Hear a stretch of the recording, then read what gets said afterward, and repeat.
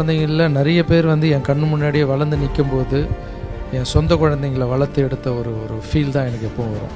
அந்த எல்லா குழந்தைங்களையும் இந்த குழந்தையும் ஒரு குழந்தை. ₹1 கோடி கொடுத்து 100 இளைஞர்களுக்கு செலக்ட் பண்ணி கொடுங்க அப்படின்னு சொல்லி அப்போவே பண்ணது. அதில் எனக்கு ஒரு லிஸ்ட்டில் பார்த்தீங்கன்னா பாப்பாவுடைய இது வந்தோடனே பார்த்தோடனே அப்துல் கலாம் ஐயா ரேஞ்சுக்கு வந்து ஒரு குழந்தை படிக்கணும்னு ஆசைப்படும் போது அதை நம்ம இந்த டைமில் பண்ணலாம் அப்படின்னு நினச்சி பண்ண விஷயம். பட் நான் கொடுத்தது ₹1,80,000 தான். பட் இப்போ வந்து மரமாக வந்து நிற்கும்போது அவங்களுடைய உழைப்பு தான் அதில் அதிகமாக இருக்குது. ஸோ அவங்க உழைப்புக்கு நான் வந்து மரியாதை.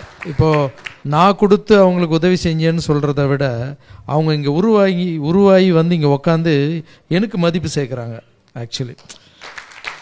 கண்டிப்பாக master. So thank you sister, thank you so much. இன்னும் நிறைய விஷயங்களை நீங்கள் வந்து அடையணும்.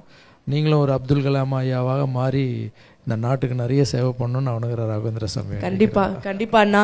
2015ஆம் ஆண்டுன்னு நினைக்கிறேன். பாப்பா என்ன செஞ்சாங்கன்னா +2 முடிச்சிருக்காங்க. நானும் என் துணைவியாரும் ஆளுக்கு ₹6,000 சம்பாதிப்போம். 12,000 வரும். அவ்வளோதான் எங்களுடைய மாத வருமானம். அதில் வந்து ₹4,000 வீட்டு வாடகை போயிடும். வீட்டு வாடகை கரண்ட் பில்லாம் ₹5,000 போகும். மீதம் இருக்கிறதுல தான் நாங்கள் சாப்பிட்டுட்டு பாப்பாவை படிக்க வச்சுட்டு இருந்தோம். அந்த காலகட்டங்களில் +2 முடிக்கும் போது உள்ளூரில் இருக்கிற கல்லூரியில் பாலிடெக்னிக் கல்லூரியாவது சேர்க்க முடியுமா அப்படிங்கிறது எங்களுக்கு அதே ஒரு பெரிய கனவாக இருந்தது. கார்கிவ் நேஷனல் ஏர்ஃபோர்ஸ் யூனிவர்சிட்டிக்கு அப்ளை பண்ணுறோம். அவங்க வந்து அந்த நீங்கள் அப்ளிகேஷன் வாங்கணும்னா மட்டும் ₹1,00,000 வேணுங்கிறாங்க. வெறும் ₹12,000 சம்பளம் வாங்கி 2 பேரும் சம்பாதிச்சு அதில் ₹5,000 வீட்டு வாடகை கொடுத்துட்டு மீதி ₹7,000 வாழக்கூடிய ஒரு குடும்பம் ₹1,00,000 கொடுத்து அப்ளிகேஷன் மட்டும் வாங்கினா என்ன பண்ண முடியும்? அப்போ தான் என்ன செஞ்சோம்னா ஒரு ₹1,00,000 கடன் வாங்கி நாங்கள் அந்த அப்ளிகேஷனும் வாங்கிட்டோம். அடுத்து என்ன பண்ணுறதுன்னு எங்களுக்கு ஒன்றும் தெரியல. அப்போ தற்செயலாக ஒரு ரிப்போர்ட்டர்கிட்ட கேட்கும்போது நீலகண்டன் அப்படின்ட்டு அந்த சார் தான் வந்து ஒரு நிருபரை கூப்பிட்டு தாமோதரனுக்கு லாரன்ஸ் சாரோட அட்ரஸ் கொடுங்க அப்படின்னாங்க. ரிப்போர்ட்டர் வந்து உங்கள் நம்பர் கொடுத்தாங்க. நான் உங்ககிட்ட பேசுனீங்களா சொன்னேன். சொல்லிவிட்டு அப்புறம் அடுத்து போகிறேன். அங்கே பாலமுருகன் சார் இருக்கார். அவர்கிட்ட பேசுகிறேன். என்ன அப்படின்னு, லாரன்ஸ் சார் வந்து உங்கள் பாப்பா அப்ளிகேஷனாக எடிட்டர்கிட்ட பேசி வாங்கிட்டு போயிட்டார் வீட்டுக்கு அப்படின்னு.